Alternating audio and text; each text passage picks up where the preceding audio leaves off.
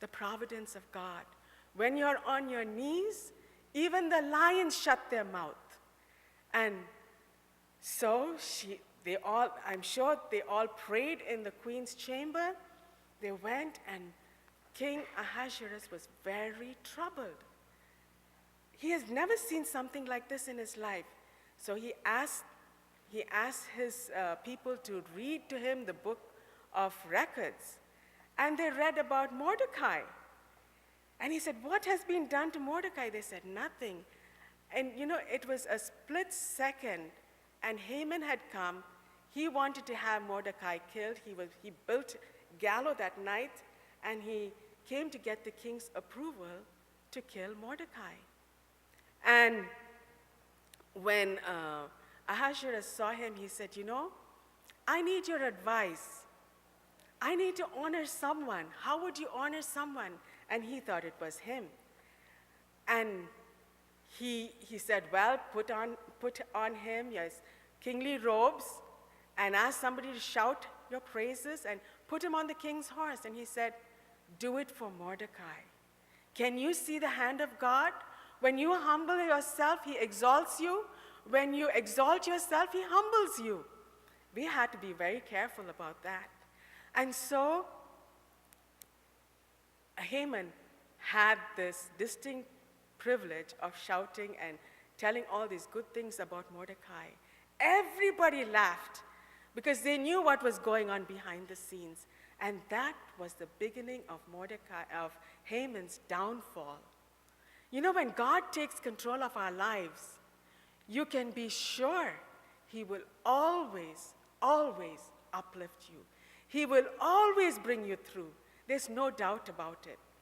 And so they go to, he goes home, and Haman goes home and tells his wife about it. And he couldn't even finish his story. The king's chariot was there to pick him up to go to the queen's place. He goes there, and the king says, "What is it, Esther? What do you want? Tell me." She could have turned around and disrespected him. She could have said, "You always, always act before you think." But she very, very carefully said, "I just want you to, O king, my master, I want you to save me and my people."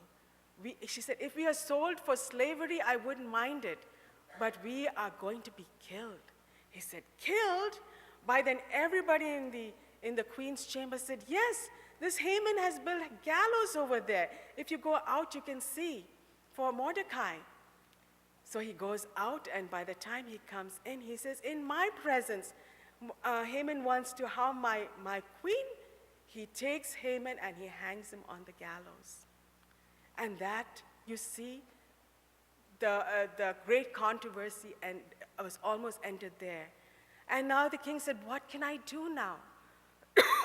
I cannot reverse the edict." So then he asked Mordecai and Queen Esther to issue another edict so that the Jewish people could save themselves. They could gather in groups, and they could defend themselves. And whoever came to kill them and harm them, they could take their plunder. And soon, in that day, they sent the message through Pony Express. It went to all the 127 provinces. And when the date came, everybody was prepared. But unfortunately, there were people who still wanted to take their revenge on these people. And there were 500 that were killed in the city of Susa. And there were 75,000 people killed all over the Medo-Persian Empire. But God came through for them. God won the victory for them. This is not the end of the story. That was the great controversy that was going on at that period. We, as God's people, we are going to experience the same thing. You look around you, you see signs everywhere telling us that the Lord's coming is very soon.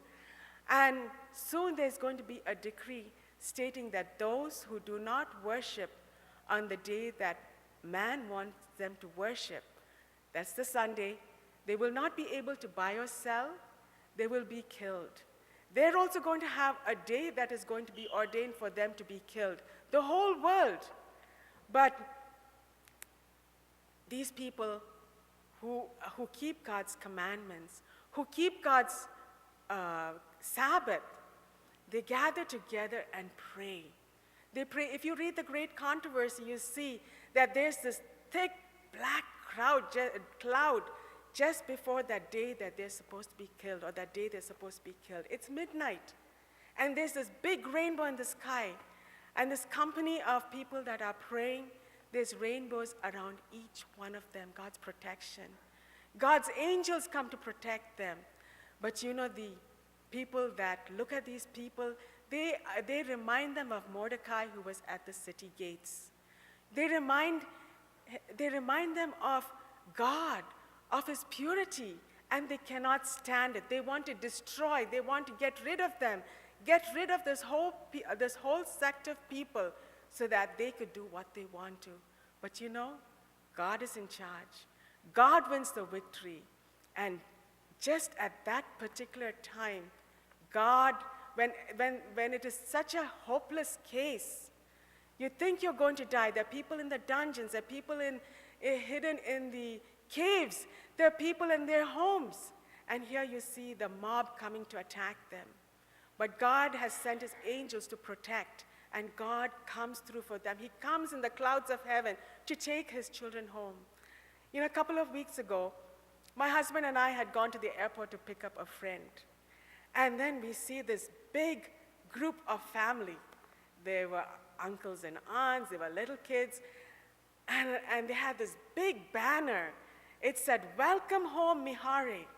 And there was a map of Africa. And there were balloons, there were these little kids, 5, 6, maybe 7, the oldest the kids were. They were excited, they were holding the balloons, they were standing outside, and they were getting tired, and the balloon started going up, and the parents would pull it down. And everybody was watching. There were cameras, there were videos.